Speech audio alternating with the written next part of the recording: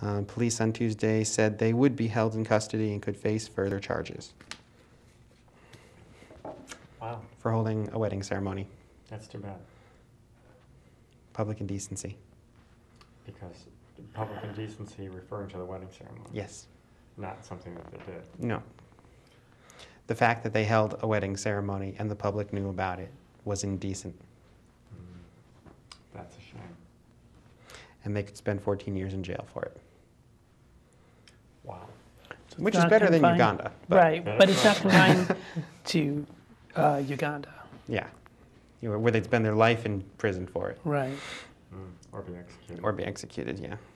Yeah. The Ugandan government, in a recent news release, did say that they were going to pull back on some of the harshest crimes, but it's still likely to pass. The bill is still likely to pass in Uganda, and that will make aggravated homosexuality punishable by death.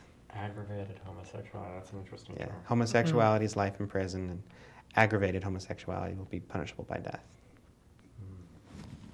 Wow. Yeah, well, now that's one part of the world that's not ahead of us. So that's what I came across this afternoon before heading down here. Yeah. Anyway, a lot of stuff always going on. We had well, you and I had a guest last night. Yeah. Our friend Ben. Ben. I call him Ben. That's not actually his name.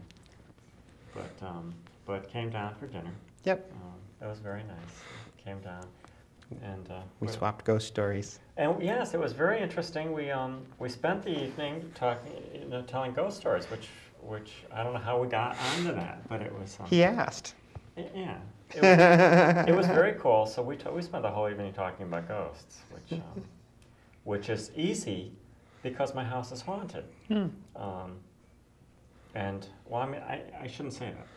I shouldn't say haunted. I have Haunted, yeah, haunted's the wrong word. you know, what some people might call haunted. I have spirits living in my house. I Yeah. have a shadow figure that lives outside my house.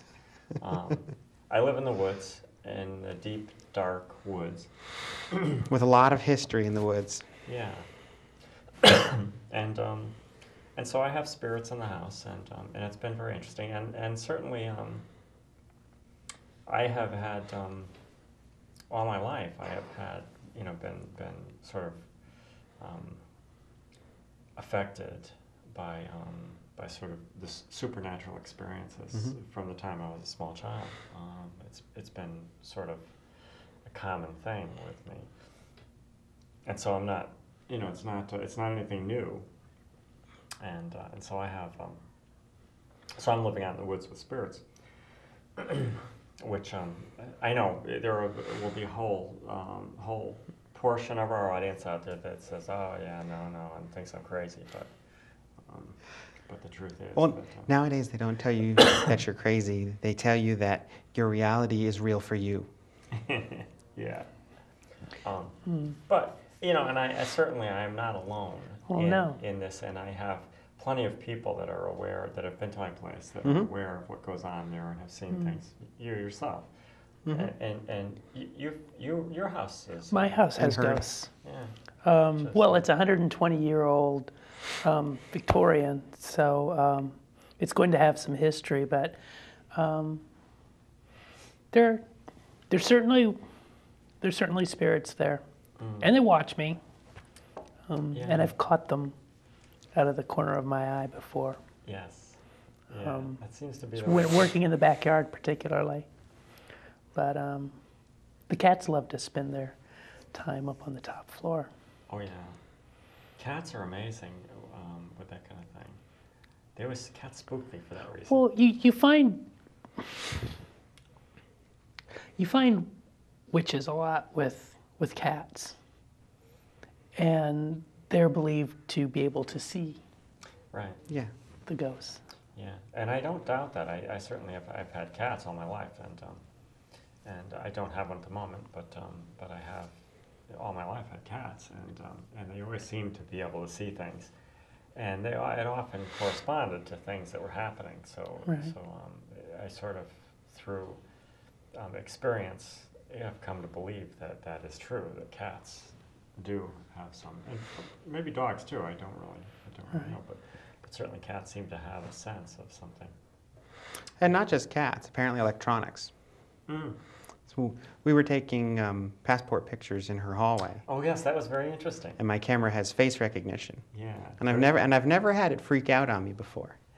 But I've got the camera and I'm taking a picture of her in the hallway, and the face recognition is puts the little green square around her face, and then it bounces the little green square, which it would do if there's multiple people in the picture. You'll get multiple little face recognition squares, and it's putting a little green square over here, about torso high, maybe 4'6", off to her side, next to the door to Andrew's room, and she often sees the little child spirit going from the bathroom into Andrew's room. That's what I just thought of. Yep. Yeah. And it was funny, and maybe there was a shadow or a glitch or something, but it was just really funny that it lined up so well. It kept bouncing back and forth between her head and this little space over here. And she goes, "Say, someone's trying to get in the picture." Yeah, yeah, it's very interesting. I've been there for a while, and I have two spirits that live in the house and that I see on a regular basis, And here. and here, yeah. I haven't seen the spirits, but I've heard them. Yeah, they do. They make noises sometimes. They don't seem to have a problem with trans people. No, which is interesting. They've never. I think they like me. I sort of get along with them. Yeah. And I have a shadow figure, what we call a shadow figure. I'm no expert on the supernatural exactly, but we've been calling this my shadow figure. It's a dark figure that sort of lives outside and circles the house and Silhouette figure, if you want. sort of silhouette, yeah. Which is interesting. It certainly scared some people. But it's right not season. malevolent at all. No. But I don't have a problem with it. It's No. if I'm outside, it's there with me. You've always described it as sort of a Native American feel, sort of a protective. I always had instinct. a sense of it that it was Native American. There's certainly a lot of Native American stuff up where I am, and I've always had a sense that it was Native American. But I can't prove that. No. That's just a sense. And I've always had that a it was, sense watching out for that you. it was more of a protector than I never had any sense of malevolence from this thing. But it's always there, and I'm aware of it, and I see it, and it's sort of almost comforting to me that it's there. But it's kind of for some people it's Dan, not. Dan, it scared Dan to death. who turned out to be a real slime ball. One of my exes, Dan, was aware of it, and it scared him to death. It did not like him. Neither do I. We better take this call. Good evening, NLC Trans. You're on the air. Hey, how you guys doing? Good, how are How are you? you? Good. Where you been? I haven't seen you on in a while. I don't know. Maybe I've been missing your show or something. We've Been on every Wednesday? Yeah, we've Yep. been on Yeah. every Wednesday. So. Oh, no kidding. Yeah, so it was interesting. It was interesting you guys discussing the whole ghost thing there. Yeah. So made me think of a joke. You guys would probably see that. Probably see the humor in it. How do you know you have a transgender ghost in the house? Okay, how? The toilet seat keeps popping up and down, coming up and down. The toilet seat's up, the toilet seat's down.